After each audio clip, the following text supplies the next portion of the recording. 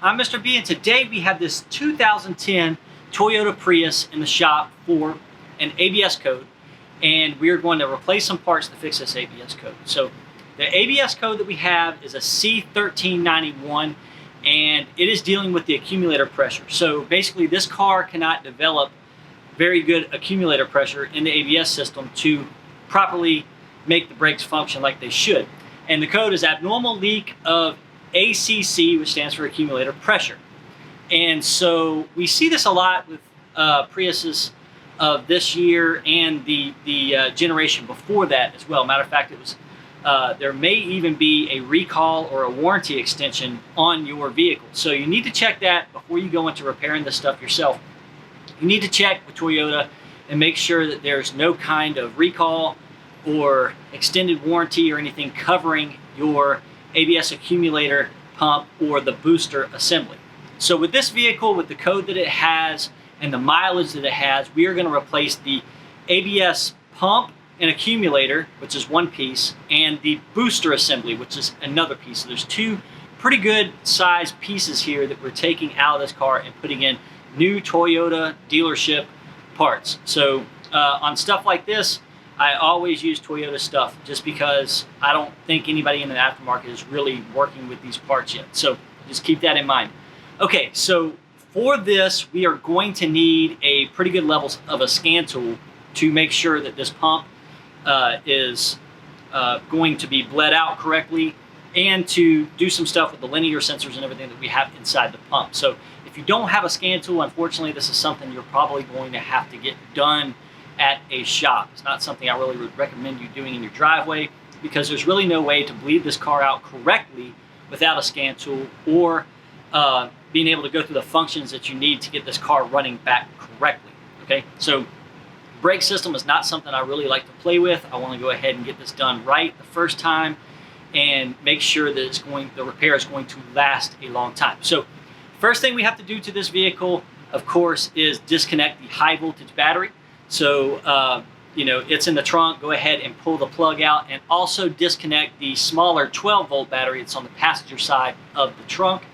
And go ahead and get those connected. Also, you want to make sure that the key to the vehicle is far away from the vehicle, and you need to go ahead and remove the wiper cowl and the wiper assembly and the wiper motor, and go ahead and get that out of the way so we can go ahead and get to this. This is kind of a difficult job. There's a few things that you need to kind of look out for, and I'll show you. But let me go ahead and take the camera over to the bench, and I'm going to show you these new parts that we have to put on the car and kind of their functions and what they do. And also, if you're new to the channel, like this video if it taught you anything, and of course, subscribe to the channel. I'm doing videos on these newer cars all the time, and I'm sure there's something on my channel that you can use one day. So let me go ahead and take you over here to the bench and show you the parts that we're replacing. Okay, these are the two pieces that we're going to replace. I got these from the customer of the vehicle. They brought them in. They got them from the Toyota dealership. So this is what Toyota considers as a brake booster assembly. This has the brake pedal simulator in it right here, because it's a drive-by-wire vehicle. And it also has the ABS module and the pedal input. This is where your brake pedal hooks to right here. And so this ABS module is kind of the brains of the operation here. So over here we have the pump assembly. This is what applies brake pressure to everything. So with the accumulator having low pressure, it's either leaking in here or it's not developing enough pressure in here. So we're going to go ahead and replace both pieces, and I'm getting guidance on this from a buddy of mine. His name's Jeremy Davis Smith. He's a Facebook friend of mine, and we've been friends for over a decade. But he's a Toyota technician, and kind of helped me through the technicals on this stuff. As y'all know, I'm not by trade a Toyota technician. So on these right here, they normally replace both pieces, just because you really can't, you replace one, the other goes bad, and you just end up with a comeback. So, I'm going to go ahead and replace both pieces. I'm going to show you how to replace both pieces. So we're going to walk over to the car, and I'm going to show you what we're going to do. Okay, so this is the engine compartment here. We have taken out the wiper cowl and the wiper motor and the wiper transmission and everything that runs through here. And this is going to give us all the space we need to get all these parts out. So the first thing we need to do is, I've got this unbolted right here. It's just a couple of bolts to come off here at the top. We're going to need to unplug this because we're going to take this completely off the vehicle. So this is full of brake fluid, and brake fluid is corrosive, guys. So it can eat the paint, and you don't want it all in your wires and everything else. So what I recommend is to go ahead and get like a turkey baster or some type of suction device to go ahead and get the brake fluid down to the minimal mark, you know, as much brake fluid as you can out of here. That way we're not spilling stuff all over the place. Okay, so I'm gonna go ahead and do that. Okay, after you get this emptied out as much as you can, if you got a turkey baster, it's probably gonna be pretty difficult because it's got a couple of baffles in there. You can't really get to the bottom of it. You will see 3 hoses with spring clamps on them. Let's see here if I can get the focus here. There's 2 of them right there. So this one and this one. And you'll also have one down here. And you will have to take, if I can get this thing to focus here, the spring clamps off of them. See, I got one that's moved up already. I've already got one of them off. And you'll pull those off. Now, when you do that, you are going to have brake fluid come from out of there. So make sure that you kind of bundle those hoses up and pull them out so you're not slinging brake fluid everywhere. And if you have some pliers like this with the hose ends on them, these work really well at getting these off. So let me go ahead and get this off and I'll show you what's next. Okay, so now that we got the brake reservoir out of the way, I'm gonna go ahead and take the bracket off. And it has 2 bolts that hold it to the strut tower here.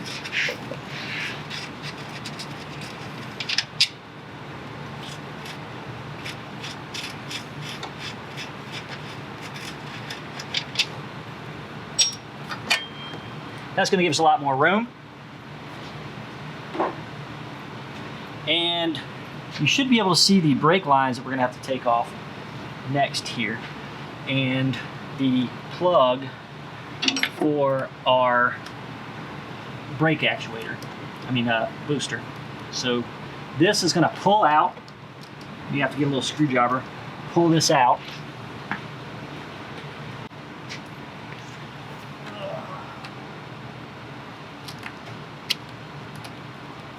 When it pulls out, you'll see it pull away. And we're just going to stick this off to the side. Okay, now you see your 2 spots where the brake fluid went.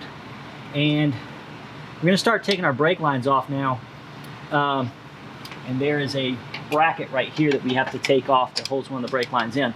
So you want to label your brake lines if you have a hard time remembering where they go. You have this one right here to take off, and these are 10 millimeter right here. 10, 10, 10, 10, 10. You have some brake lines over here. We don't have to take those off simply because of this is all part of the unit here. And then it looks like we have a, let's see, I think that's it. Then we're going to go inside and take off the bolts that hold this to the firewall. I'm going to go ahead and take these lines off. You may want to take a picture just in case you can't remember where these go, or mark them. All right, so when you're working with these hard metal lines, you need to be extremely careful. You don't bend them out of shape, okay? You don't want to bend these because they're going to be really difficult to put back on if they're bent.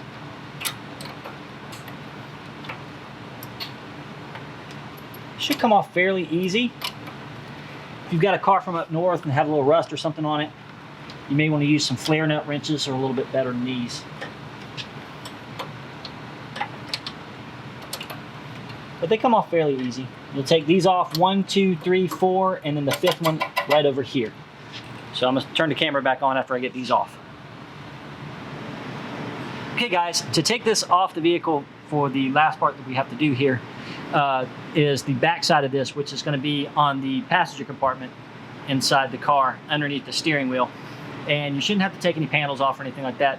You can sneak up in here. You have 4 12 millimeter headed nuts that keep this against the firewall. And I got a you know, a pretty good size extension and a flex U-joint and a 12mm just shallow well, and I was able to get up in there and get these 4 off. But you also have this piece right here that holds it to the brake pedal. So this will go in, and the brake pedal will go right here. You see that little shiny mark is where the brake pedal used to be. And you will have a pin here. This little hairpin will go through, and that's the only thing that keeps your brake pedal on this. You also have a spring right here that goes to kind of the back side of the panel, and you just pop that spring off. You take this right here. You can, you know, if you need pliers or whatever to pull this off, this slides off, and your brake pedal comes free. And then at that point, we're going to pull this out of the car, rock it out, and try not to bend any of our brake lines. Okay, now with this unbolted in the back, we're gonna have to finagle this out of here.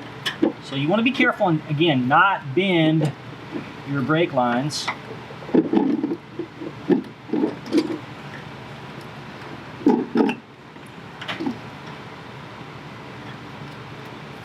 Make sure they don't get stuck in the holes either, like what's happened to me. Pull these back as far as you can. And this will come kind of like pulling a tooth. This will come out. Just like that.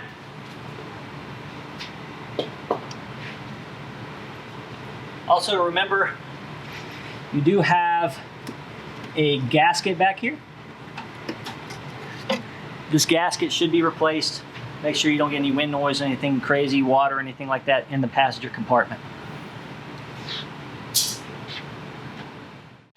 All right, now that we have the booster out of the way, we are now turning our attention to this piece right here, the accumulator and pump. So what we are going to need to do is, it's kind of hard to see down in here, and this is this part is going to be more difficult to take off than the last part that we did. So this red line right here connects to the pump down here. We're going to need to take that off, 10mm, and there's also, if you look a little bit past there, there's a 10mm holding a bracket onto that pump. We're going to need to take both of those off. And this red line can come completely out. This is the one that hooks to the booster here.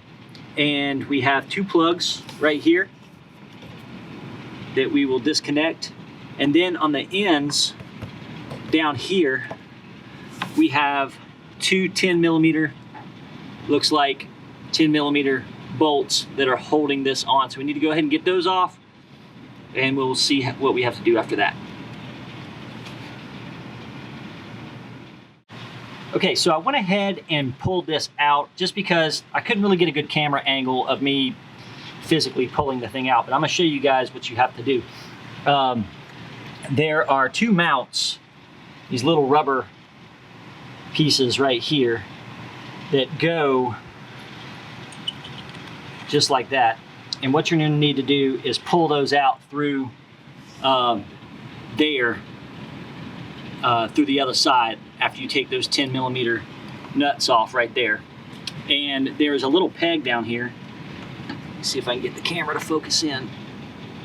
It's about center screen, this little peg right here. And you're gonna need to slide this pump this way and then kind of rock it out and pull it out.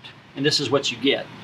So you may need to use, I use this pry bar to kind of get in between here and just kind of pried on the pump motor to get it this way, and then just kind of rocked it out and pulled it out of the car. There is a little bracket right here for this hose down here that I took a pry bar and I loosened just to give it a little bit more clearance to get this whole thing to slide and then come out. And it goes back in the same way, so I'm gonna go ahead and put it back in. Okay, just to show you, this is the new pump, and it has one of these little rubber mounts here, and that's where that peg at the bottom, it slides into that mount, okay? And so you're gonna put it in, you're gonna slide it in, and then slide this through, and then the other 2 rubber mounts are gonna go right here. and then the 10mm nuts are going to go there.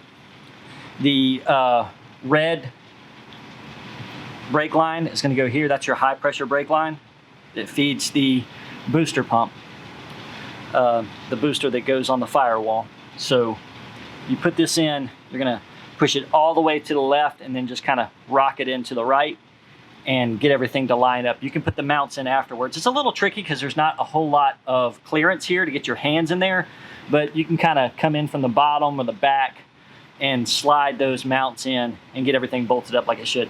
Whatever you do, put those mounts back in. You don't want to leave those out just because this thing has a lot of vibration in it and it's going to transmit directly to the passenger compartment if you don't through vibration. So definitely want to put those back in. Okay guys, you got the new pump on. I will tell you this is one of the more difficult parts of the job, is putting these nuts on the end here and not losing the mounts. I had a mount fall and it ended up laying on the rack. I had to jack the car up and it took me about 10 minutes to find it. But yeah, it's definitely a little bit of a, you gotta bend your hands around and everything else to get this perfect. And so when you get it, the pump should have a little movement to it because it sits on those mounts, but it shouldn't be overly loose. If it's overly loose, then if you can lift it up a lot, then you probably missed that mount underneath there. So you just have to slide it in there. Just take your time with it and it should go in there. Should just slide in there like it's supposed to. So now we have to plug these back up. I'm gonna put my red high pressure line back in. Remember, this is the line that goes to the master cylinder reservoir that normally sits right here. And so after I get that high pressure brake line back on, the red line, and get this plugged in, I'm gonna go ahead and put this booster unit back where it belongs and get it hooked up. And then hopefully we'll be done here pretty soon. Okay, so we got the pump installed. Now we are going to take our brand new gasket and put it on the booster. You want to replace this gasket because of water and wind noise and everything can enter the vehicle through this area, okay? If you look on the firewall, you know, water can run straight down in there. It can cause a leak. So replace this gasket, definitely. It doesn't cost much money, so I definitely recommend that. So the hardest part about putting this in is just kind of getting around the brake lines. I am going to turn the camera around and show you how I'm going to do it. Okay, I'm going to try to stay out of the camera, but we need to push all this to the side. You don't want to bend this stuff, guys, because if you do, you're going to have a hard time putting this stuff back. And you definitely, when you put these brake lines in, you want to put them in hand tight. So I'm going to go down here, try to pull these brake lines back, make sure we get it fed through the firewall. One of the tougher parts of the job here, you got to work around all these brackets. Let's see. Have this bracket right here, just kind of bend it down to the side.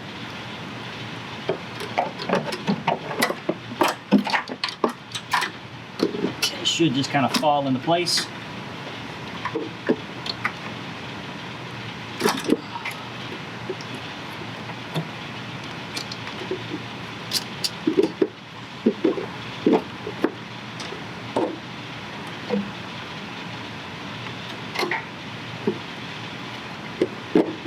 And it's going to try to hang up on everything.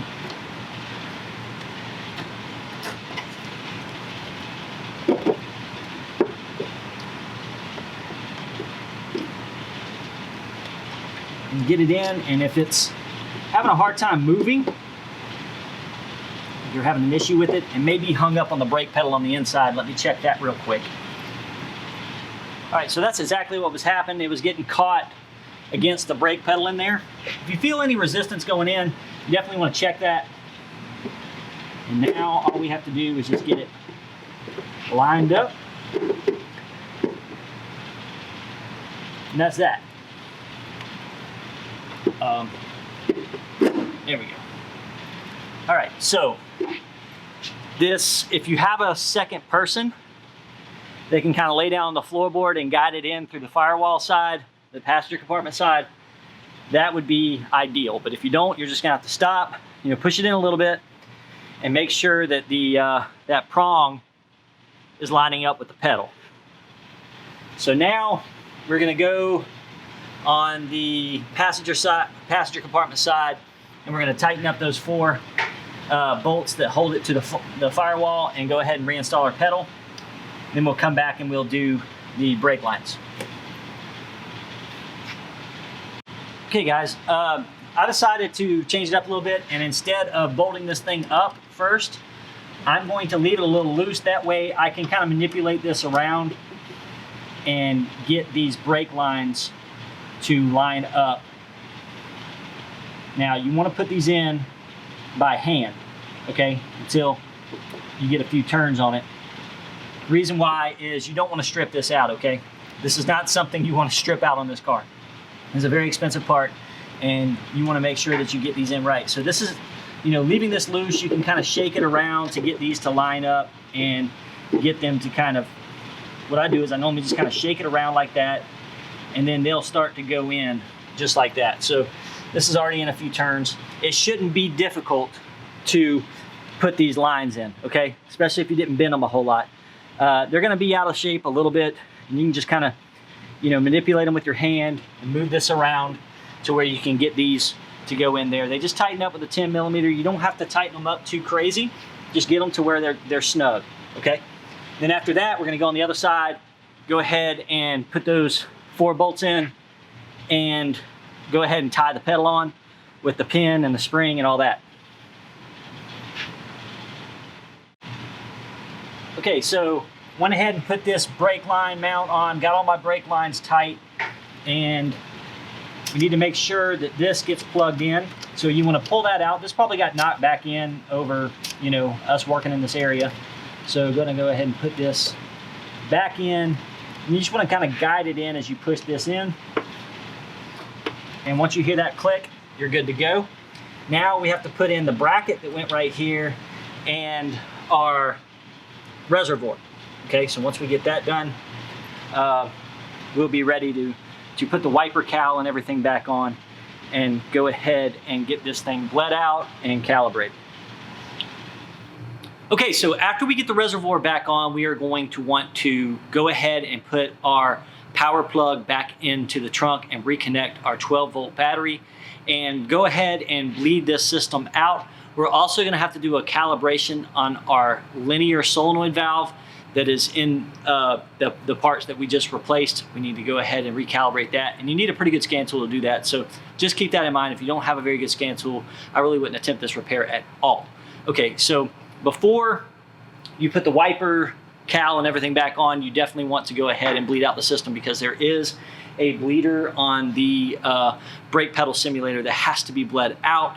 And it's gonna be a lot easier to do that if you don't have the wiper cowl and everything in your way while you're doing that. So just a pro tip there. And after that, we're gonna put our wiper cowl and our trunk back together and everything else and get this thing back on the road. So thank you very much for watching this video. If you have any questions, please leave them down in the comments. And like the video if it taught you anything, and of course subscribe to the channel. I'm going to be doing some more work to this car. I'm going to be doing a rear brake job as well to this car, so there will be a video on that coming up as well. So you can find me on Facebook, Twitter, VK, Instagram, pretty much anywhere that there's social media. I also have a podcast called Autocorrect with Mr. B that's on Spotify. You can look that up as well. I'm gonna be doing some new episodes on that as well. So I'm trying to kind of expand my reach and make sure that I'm educating the most people that I can. So that's it for us today. I'm gonna go ahead and snap this thing back together and get it out back to the customer. And we'll see you next time.